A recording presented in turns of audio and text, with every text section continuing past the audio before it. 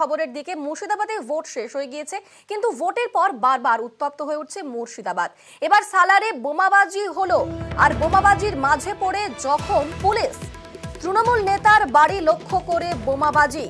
সালারে বোমাবাজির মাঝে পড়ে জখম হয়েছেন পুলিশ এবং সেখান থেকে বেশ কিছু তাজা বোমাও উদ্ধার করা হয়েছে। শুধু পুলিশ নয়, তারই পাশাপাশি গ্রামবাসী তারাও আহত হয়েছেন। ঠিক কি ঘটলো, আমাদের সঙ্গে সরাসরি রয়েছেন প্রতিনিধি প্রণব। প্রণব, কি ঘটলো, কেন বোমাবাজি হলো, কারাই বা সেই বোমাবাজি করলো, আর কি অবস্থা এখন?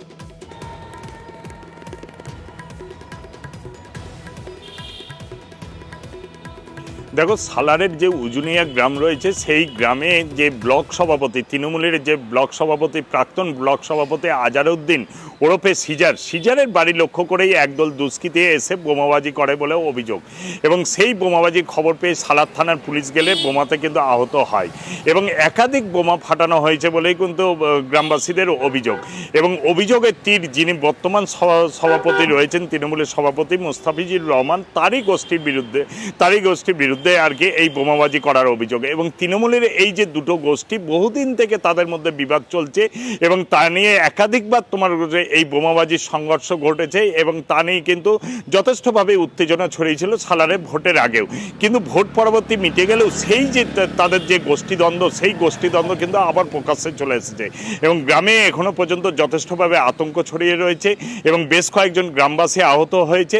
এবং পুরো ঘটনায় কিন্তু সালার থানাতে অভিযোগ দায়ের করেছে পুরোপক্ষ, কিন্তু যার বিরুদ্ধে অভিযোগ যে মুস্তাফিজুর রহমান, সে কিন্তু অভিযোগ উড়িয়ে দিয়েছে এবং তারও অভিযোগ যে গ্রামের মধ্যেই একটি সামান্য ঘটনাকে কেন্দ্র করে এটা হয়েছে এবং পুলিশ যেহেতু ছিল, তার পুলিশ পুরো ঘটনা দেখেছে এবং এর সঙ্গে তৃণমূলের কোনো সম্পর্ক নাই। এবং পুরো ঘটনা কিন্তু প্রদেশ কংগ্রেস সভাপতি অধীর চৌধুরীও দাবি করেছেন যে সালারের এই দুটো গোষ্ঠী, তৃণমূলের দুই গোষ্ঠীর মধ্যেই প্রচুর পরিমাণে অস্ত্রশস্ত্র রয়েছে এবং যার ফলে কিন্তু এই দুই গোষ্ঠীর মধ্যেই কিন্তু সংঘর্ষ হয়েছে। এবং পুলিশ যদি নিরপেক্ষভাবে তদন্ত করে তাহলে কিন্তু সত্য ঘটনা ঘটে আসবে। এবং গ্রামবাসীরাও চাইছেন যে এই সামান্য ঘটনাকে কেন্দ্র করে শনিবার যেভাবে মুহুর্মুহু বোমাবাজি হয়, সেই ঘটনায় কিন্তু তারা যথেষ্ট আতঙ্ক এবং পুলিশ কঠোরভাবে এই ব্যবস্থা করুক এবং যারা দোষী তাদের বিরুদ্ধে গ্রেপ্তার করুক, সেটাই কিন্তু দাবি করছেন গ্রামবাসীরা। প্রণব, এখন কি অবস্থা? কারণ বেশ কিছু বোমাও তো উদ্ধার হয়েছে, এখন কি অবস্থা?